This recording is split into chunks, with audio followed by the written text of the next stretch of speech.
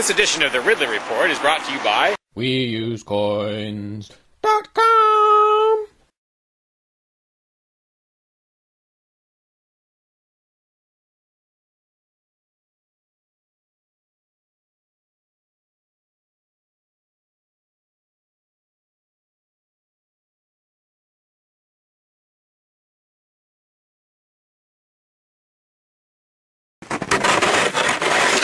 When I was out there a couple years ago, I tried to do a video, I got rid of some of the ice and did a little video about it, suggesting maybe that I shouldn't be the only one.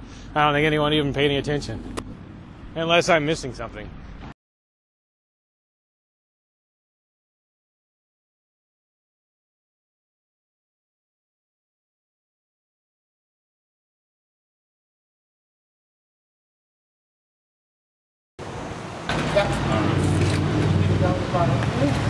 Yeah, Free Staters are always saying more Mayberry, less Fallujah. I'd like to say more Mayberry, less Move.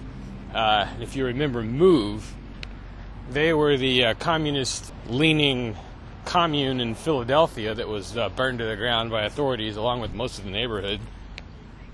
Why? Well, because they were perceived as sort of a threat to the neighborhood. Their demeanor and actions didn't really always do much to help ease that perception. Initiation of property tax resistance. Simply put, I bought this land here under the impression that I own it. It should be accompanied by and thus associated with some sort of improvement to the neighborhood.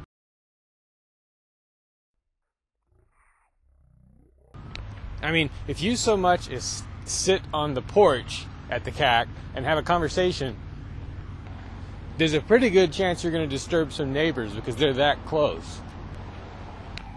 Imagine how much negativity there's going to be toward the CAC, toward Ian, as the place starts to become a real ground zero of some kind of property tax revolt.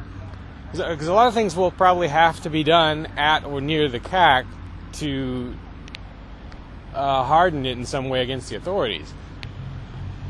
Once that 3-year mark is crossed and the place can be seized, there's going to have to be quite a few people there at all times so that when they come for it, the maximum stink can be raised. But again, it's in such a residential neighborhood that the stink is going to be a double-edged sword.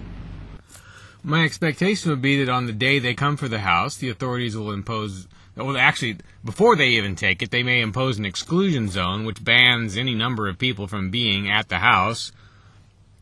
On the day they take it, they will probably block roads leading to it. The way you handle that, maybe, would be to create scenes of some sort at each of the roadblocks, or to occupy some piece of town property in response, peaceably, expecting to be dragged out of there. But the goal here, I think, probably should be not just to maximize publicity, everyone already knows that, but to trigger a sort of second or third phase in the property tax revolt, to inspire someone else to do the same thing, hopefully 10 or 15 someone else's.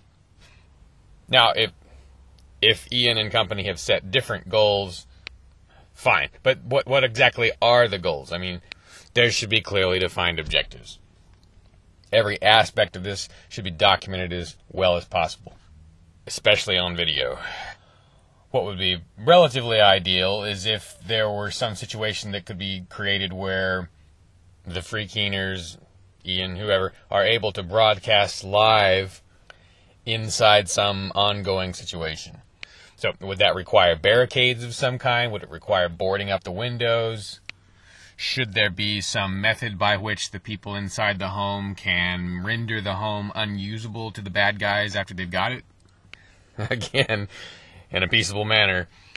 Retreating armies, I guess in the days of old, would, well, I don't know if it was always done by retreating armies, but someone would sow the ground with salt, right, so you couldn't grow there.